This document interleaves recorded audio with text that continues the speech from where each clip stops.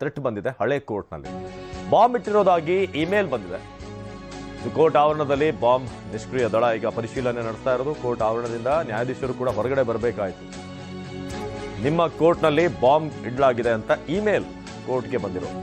Court ಆವರಣದಲ್ಲಿ bomb ನಿಷ್ಕ್ರಿಯ ದಳ ಪರಿಶೀಲನೆ ನಡೆಸ್ತಾ ಇದ್ದಾರೆ. ಈಗ ಇತ್ತೀಚೆಗೆ ಇಂಥ ಥ್ರೆಟ್ಗಳ ಸಂಖ್ಯೆ ಹೆಚ್ಚಾಗ್ತಿದೆ. ಅದು ಶಾಲೆಗಳಿರ್ಬೋದು, ಏರ್ಪೋರ್ಟ್ ಇರ್ಬೋದು, ಹಾಗೆ ಈಗ ಕೋರ್ಟ್ಗೂ ಕೂಡ ಇದು ವ್ಯಾಪಿಸ್ತಾ ಇದೆ. ಒಂದಷ್ಟು ದುಷ್ಟಶಕ್ತಿಗಳಿಗೆ ಅಥವಾ ಈ ಮೆಂಟಾಲಿಟಿಗಳಿರುವಂಥವರು ಇಂಥ ಭಯ ಹುಟ್ಟಿಸೋದು. ಸೊ ಹಳೆ ಕೋರ್ಟ್ನಲ್ಲಿ ಬಾಂಬ್ ಇಟ್ಟಿರೋದಾಗಿ ಇಮೇಲ್, ಕೋರ್ಟ್ ಆವರಣದಲ್ಲಿ ಬಾಂಬ್ ನಿಷ್ಕ್ರಿಯ ದಳ ಪರಿಶೀಲನೆ. ಸೊ ಈ ಥರ ಹಲವಾರು ಮಿಸ್ಲೀಡಿಂಗ್ ಮೇಲ್ಗಳು ಹಿಂದಿಂದ ಕೂಡ ನಾವು ಗಮನಿಸ್ತಾ ಇದ್ದೀವಿ. ಅಂದರೆ ನಿಜವಾಗ್ಲೂ ಇದರಲ್ಲಿ ಯಾವುದು ಥ್ರೆಟ್ ಅಥವಾ ಯಾವುದು ಸುಮ್ಮನೆ ಈ ಥರ ಹೋಕ್ಸ್ ಕಾಲ್ಗಳು ಬರ್ತಾ ಇದ್ದಾವೆ, ಮೇಲ್ಗಳು ಬರುತ್ತೆ ಅನ್ನೋದು ಈಗ ಫೈಂಡ್ ಔಟ್ ಮಾಡೋದು ಕಷ್ಟ ಆಗಿದೆ ಅಷ್ಟರ ಮಟ್ಟಿಗೆ. ಸೊ ಹಳೆ ಕೋರ್ಟ್ನಲ್ಲಿ ನೀವು ನೋಡ್ತಾ ಇದ್ರೆ ಈಗ ನ್ಯಾಯಾಧೀಶರು, ಅಲ್ಲಿ ವಕೀಲರು ಎಲ್ಲರೂ ಕೂಡ ಹೊರಗಡೆ ಬಂದಿದ್ದಾರೆ. ಇನ್ನೊಂದು ಕಡೆ ಪೊಲೀಸರು ಪರಿಶೀಲನೆ ನಡೆಸ್ತಾ ಇದ್ದಾರೆ. ಮೈಸೂರಿನ ಹಳೆ ಕೋರ್ಟ್ಗೆ ಬಾಂಬ್ ಬೆದರಿಕೆ ಬಂದಿರೋದು. ಸೊ ಮೇಲ್ ಮೂಲಕ ಈ ಒಂದು ಥ್ರೆಟ್ ಮಾಡಿದ್ದಾರೆ.